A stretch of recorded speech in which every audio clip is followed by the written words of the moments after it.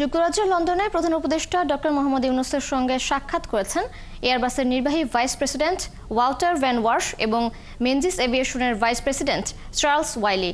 আরিফ, আপনাকে স্বাগত স্টুডিওতে। প্রধান উপদেষ্টার সফরকে ঘিরে প্রবাসী বাংলাদেশিদের মধ্যে কি ধরনের আগ্রহ দেখতে পাচ্ছেন এবং বিশেষ করে ডক্টর ইউনূসের সঙ্গে তারেক রহমানের বৈঠক নিয়ে কেমন উদ্দীপনা রয়েছে? ধন্যবাদ তৃষা।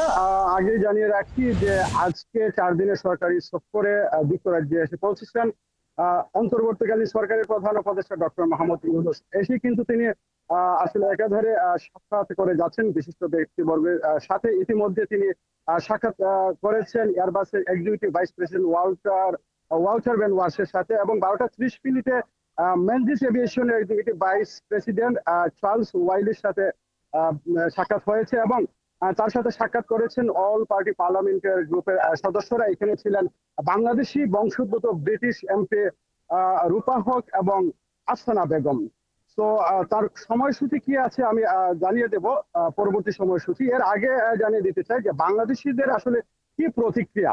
আমরা দেখেছি যে গত 1 সপ্তাহ যাবৎ বাংলাদেশি যারা আছেন এখানে যুক্তরাজ্যে আছেন, তারা সবাই কিন্তু অত্যন্ত উৎসাহ উদ্দীপনার সময় কাটিয়েছেন। আজকে সকালেও তিনি যেই হোটেলে এসে উঠবেন সেখানে শত শত বাংলাদেশি তাকে স্বাগত জানাতে গিয়েছিলেন। এই মুহূর্তে আমি আলতাবালি পার্ক, লন্ডনের আলতাবালি পার্কে আছি। এখানে শত শত বাংলাদেশি তাকে স্বাগতম জানানোর জন্য উপস্থিত হয়েছেন।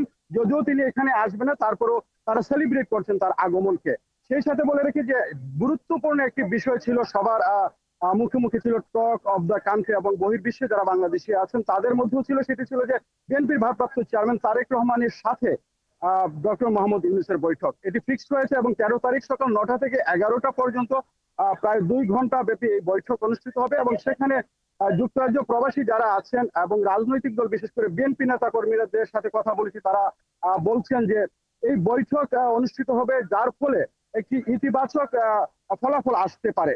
সবাই এখানে আসার আলো দেখছেন, এবং প্রবাসী বাংলাদেশি সাধারণ যারা আছেন তারাও বলছেন যে এই বৈঠক নিয়ে অনেক উদ্বেগ ছিল যে হবে কিনা, যেহেতু হতে যাচ্ছে এটি থেকে হয়তো বাংলাদেশের জন্য একটি ভালো ফলাফল বয়ে আনবে। বিশেষ করে আগামী নির্বাচনের যে তারিখ নিয়ে কথাবার্তা চলছে, যে ডিসেম্বরে বিএনপি নির্বাচন চাই, সেই নির্বাচন কিন্তু হয়তো বা ডিসেম্বরে হবে, এরকম একটি ইতিবাচক ফলাফলও আসতে পারে।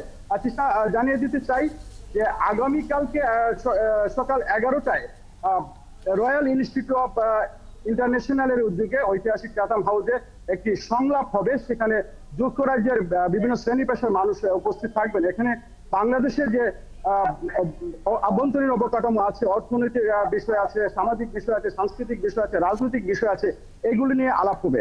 সবচেয়ে বড় জিনিস যে ইনভাইটে তিনি যুক্তরাজ্য সফরে এসেছেন সেটি হচ্ছে যে রাজা 3য় চার্লসের হাত থেকে তিনি হারমোনি অ্যাওয়ার্ড গ্রহণ করবেন। এই অনুষ্ঠানটি 12 তারিখ কিন্তু অনুষ্ঠিত হবে ঐতিহাসিক বাকিংহাম প্যালেসে, এবং তারেক রহমানের সাথে যে বৈঠক সেটি হবে 13 তারিখ সকাল 9টা থেকে 11টার মধ্যে।